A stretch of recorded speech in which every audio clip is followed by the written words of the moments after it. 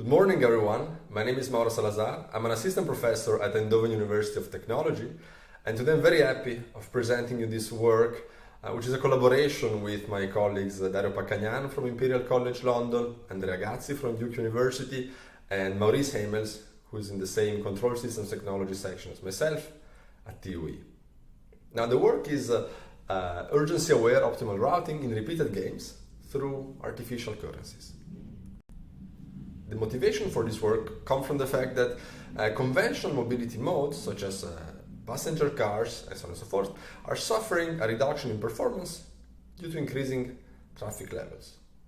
And this can be seen as the population density in cities is increasing, and there's not really space to increase the space we have on roads, while more people will use the roads, and as we all know, the more people travel through a road, the more travel time will increase. This is really due to the fact that one of the main issues of this type of transportation system is a very low spatial efficiency.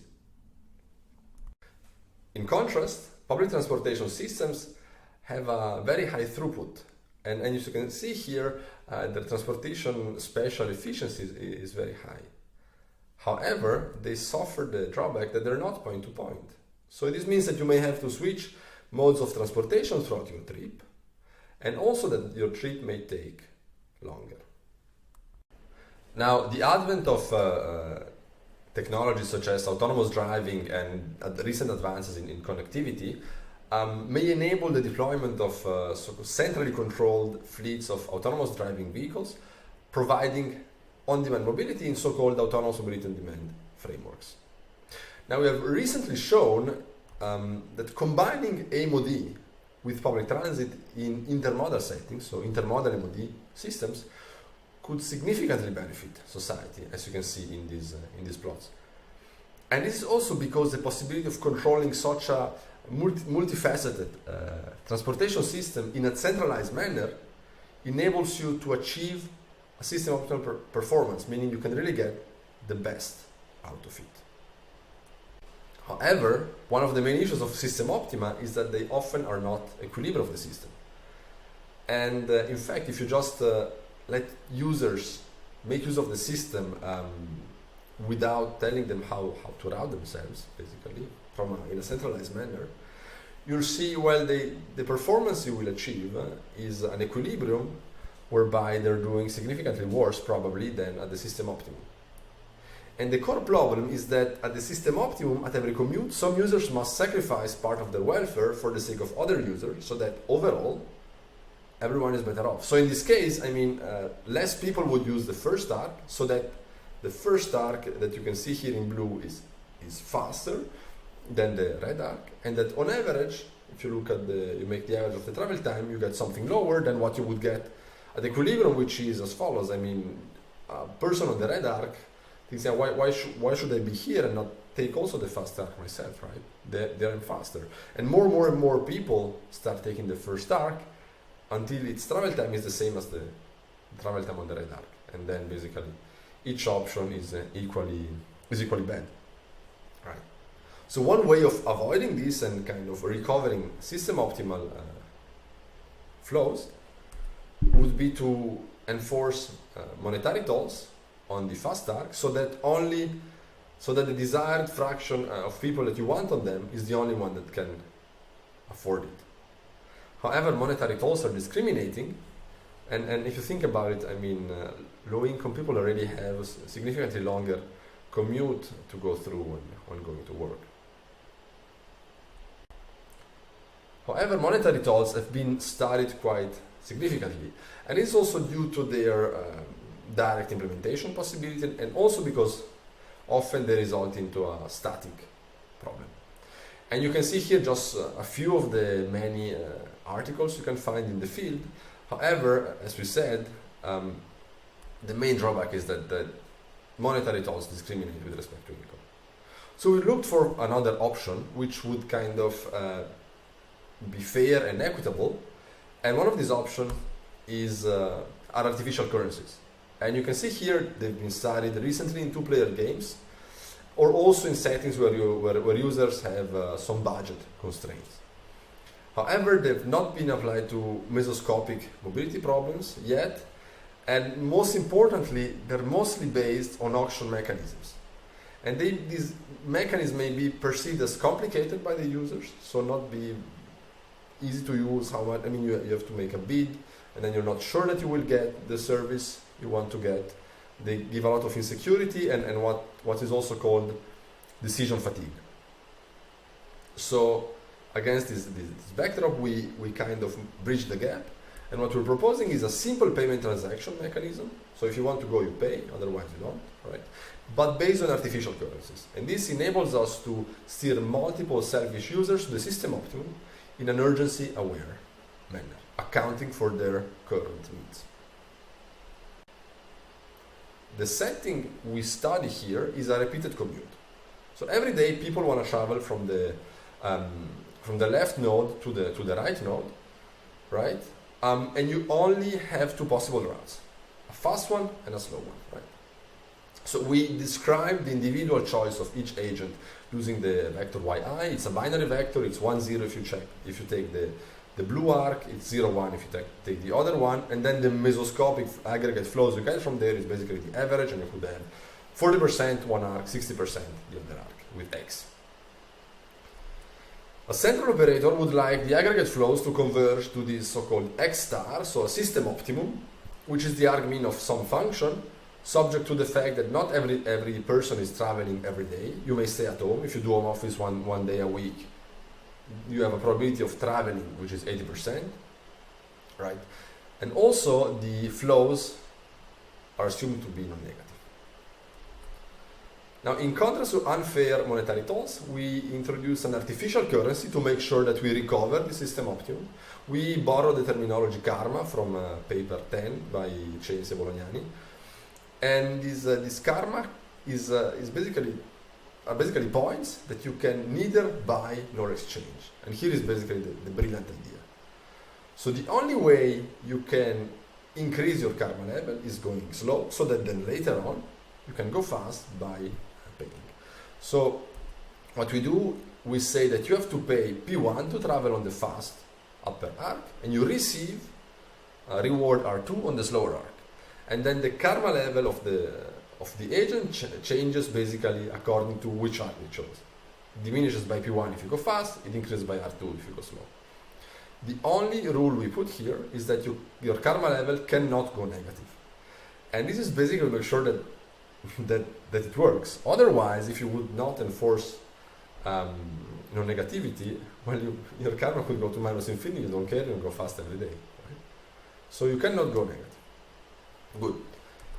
Now, we design the prices. We don't have so many degrees of freedom. So basically, you'll see this paper is basically an analysis. Because what you really want is, okay, the desired optimum must be an equilibrium of the dynamical system whereby everyday people commute. So the aggregate flows must be able to basically converge at this point. This can only be if the karma of the population is constant there. So basically, P transpose X star has to be equal to 0. So an agent, this also means that an agent behaving in a system optimal fashion, on average, will keep his or her karma level charge sustained, if we can borrow a term from automotive. Now, what happens? How can we model the individual users? We model them saying that they want to minimize every day the discomfort they get when traveling. It could be travel time, to make it very simple, perceived with a time variance sensitivity. Some days you may be a bit more on a rush than other days, right? And SI captures precisely that. It could also be your value of time. In fact, if you look at classical tolling schemes, what you do usually is you do a trade-off, right? You weight your travel time with your value of time. Could be your income, basically. If you're very rich, you will only care about travel time and not about cost.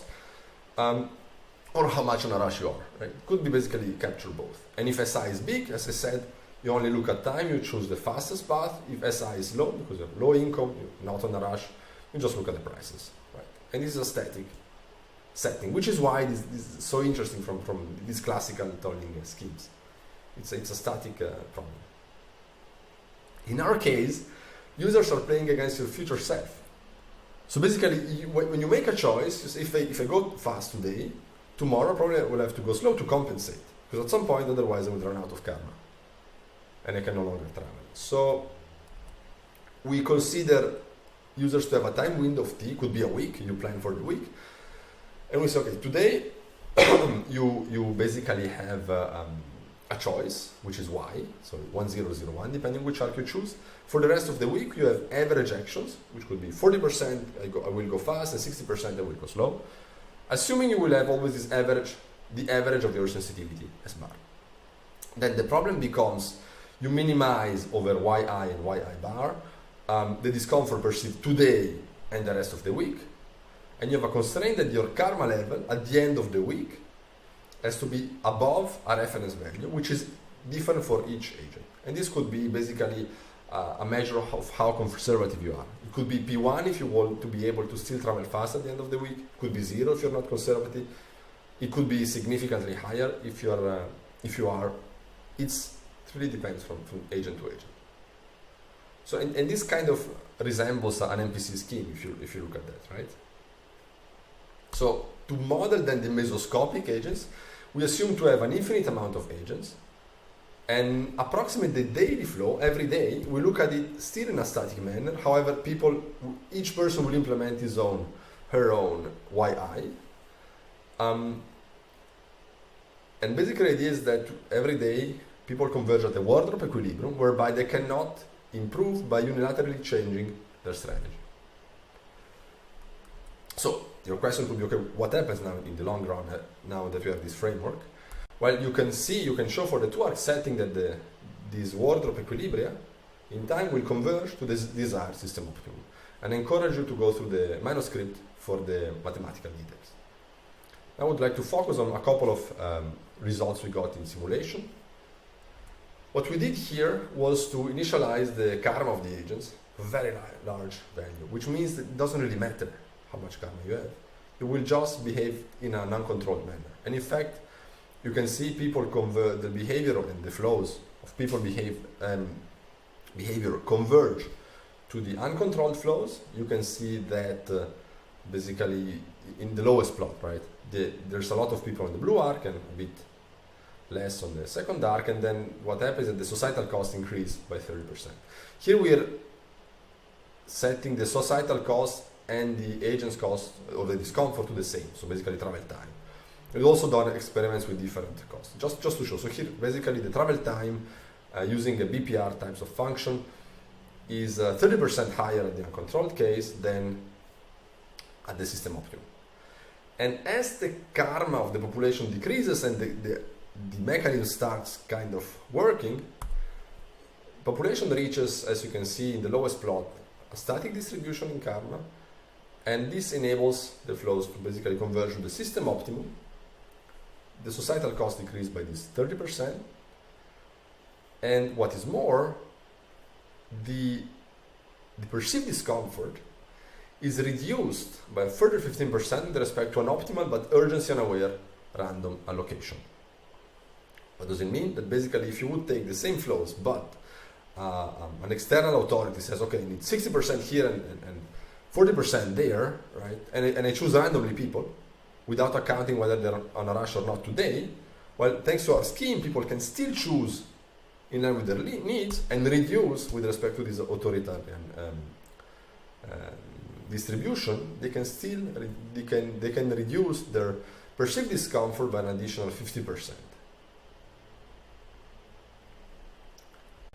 So this way I've come to the conclusion of this talk.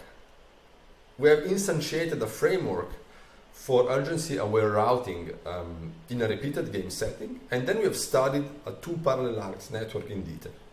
And we have shown that choosing the price as guaranteeing karma conservation at the optimal flows ensure convergence there.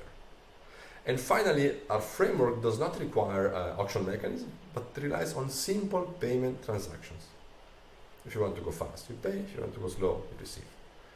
And they alone enable to achieve a system optimal performance and a reduction of the perceived discomfort with respect to optimal but random and urgency aware allocation, which are quite substantial.